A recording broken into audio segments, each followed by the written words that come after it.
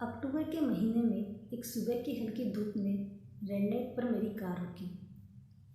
उस 2 मिनट के दौरान मेरी नज़र सड़क किनारे चंपा के पेड़ पर पड़ी। पेड़ पर कुछ सामान टंगा हुआ था, कुछ थैले, बाल्टियाँ, बिस्तर और कुछ कपड़े।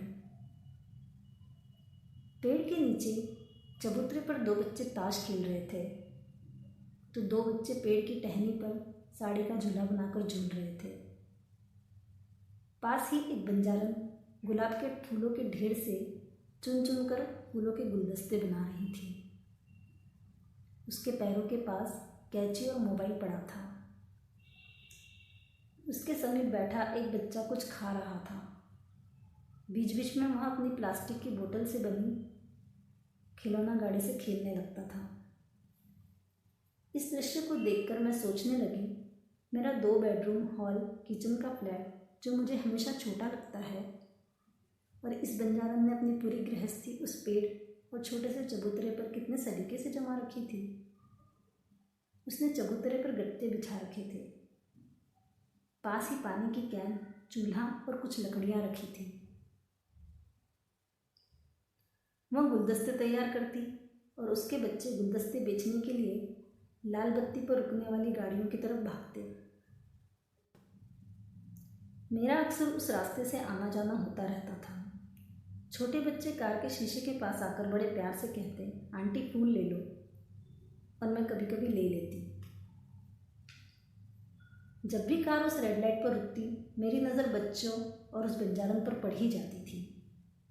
बच्चे गाड़ियों के बीच भागते, लड़ते, झगड़ते, खेलते, कूदते, फूल बेचते थे।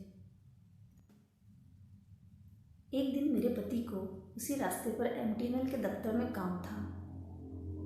पति उसी सिग्नल से दूर कार खड़ी करके कार्यालय चले गए और मैं कार में बैठी उस परिवार की गतिविधियां देखती रही। एक बच्चा कागज़ की नाव बना रहा था, तो दूसरा कागज़ का हवाई जहाज उड़ाते हुए खुश होकर वह कह रहा था, ये देखो मेरा हवाई जहाज गाँव पहुंच गया। एक लड़की ताज के पत्तों को संजोते हुए बोली, देख भाई मेरी कुतुब मीनार। भाई ने शरारत करते हुए एक फूंक मार दी। देख गिर गई तेरी कुतुब मीनार। वह जोर जोर से हंसने लगा। बहन उसको मारने के लिए दौड़ी। जैसे ही सिग्नल पर रेड लाइट होती, वाहन रुकते, वे सब गुलदस्ते उठाकर गाड़ियों की ओर भागते। मेरा कलाकार मन न माना। मैंने उस परिवार और गृहस्थी के दृश्य को कैनवास पर उतार दिया। दिसंबर का महीना आ गया था। दिल्ली में सर्दी बढ़ने लगी थी। ऐसे ही एक दिन हमारी कार उस सिग्नल पर रुकी तो मेरी नज़र पेड़ पर गई। पेड़ तो था, परंतु उस पर सामान नहीं था। चबूतरे का एक हिस्सा भी टूटा हुआ था। वे बच्चे और बंजारन वहाँ नहीं थे। चबूतरा सूना था। उसके बारे में सोचकर मैं हैरान हो गई। इधर उधर देखने लगी। बच्चे भी दिखाई नहीं दिए। हरी बत्ती होने पर हमारी कार आगे बढ़ गई।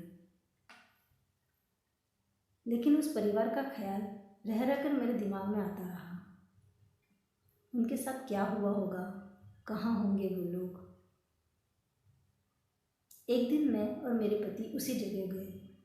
पास ही चाय के स्टॉल पर एक लड़के से पूछने पर मालूम पड़ा कि एक रात किसी ट्रक ने चबूतरे पे टक्कर मार दी थी। ट्रक ड्राइवर ने शराब पी रखी थी शायद। परिवार कहाँ गया, इसका उसे पता नहीं था।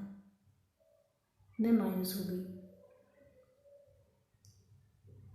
कुछ दिनों के बाद मेरा घर के समीप फ्लाईओवर के नीचे से गुजरना हुआ। मोड़ पर अचानक वही परिवार दिखाई दिया। मैं उन्हें देखकर खुश हो गई। गाड़ी रुकवाकर मैं उस बंजारन से फूल खरीदने पहुंची। पूछने पर उसने बताया, हम रात को वहाँ नहीं सोते क्योंकि ठंड बढ़ गई थी। किसी रात एक्सीडेंट में वह चबूतरा भी टूट गया और पुलिस ने हमें वहाँ से भगा दिया।